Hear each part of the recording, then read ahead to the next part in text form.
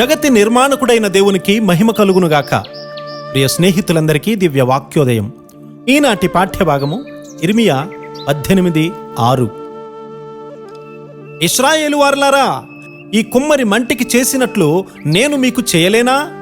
ఇదే యెహోవా వాక్కు. జిగట మన్ను కుమ్మరి చేతిలో ఉన్నట్లుగా ఇశ్రాయేలు వారలారా, మీరు నా చేతిలో ఉన్నారు. కుమ్మరి ఓ కుమ్మరి, జగదుత్పత్తిదారి,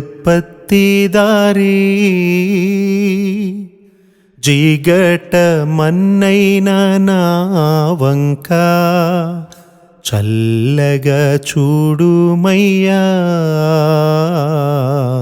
చల్లగా చూడుమయ్యా.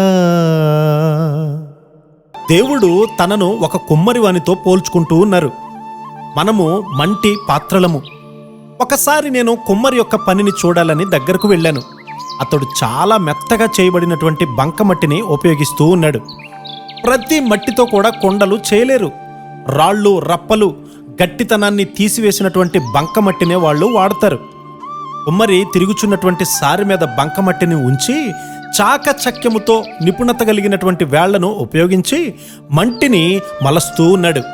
ఏదైనా చిన్న రాయి ఉంటే చేసిన కొండ విడిపోయి చేతిలో నుండి జారిపోతుంది. అయితే అతడు ఊరకనే ఉండడు.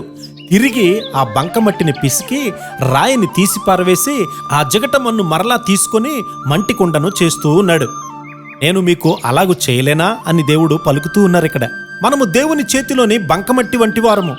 తన వ్రేళ్లతో తాకి మనలను సిద్ధపరుస్తారాయన. ఆయన వాక్కులే ఆయన వ్రేళ్లు. ఆయన చేతిలో అడ్డుగా వచ్చినటువంటి రాళ్లను తీసివేయాలని ఆయన కోరుతూ ఉన్నారు.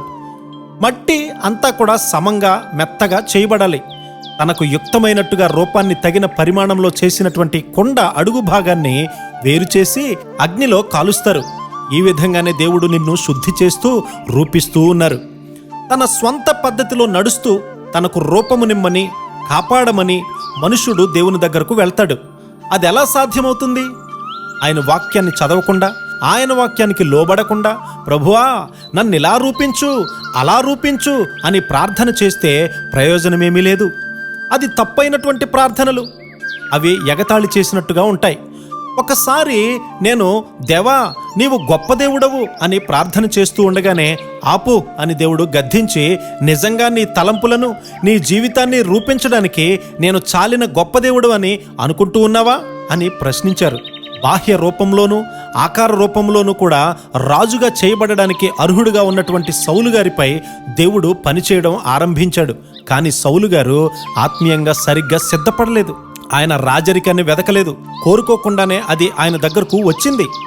దేవుని బిడ్డల మధ్య మనం ఉన్నప్పుడు మనము వెదకనిది, సిద్ధపడనిది అనేక ఆత్మీయ బాధ్యతలు కొన్నిసార్లు ఆకస్మికంగా మన భుజాల మీదకి రావచ్చు.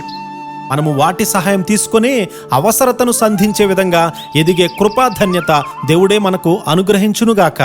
ఆమేన్.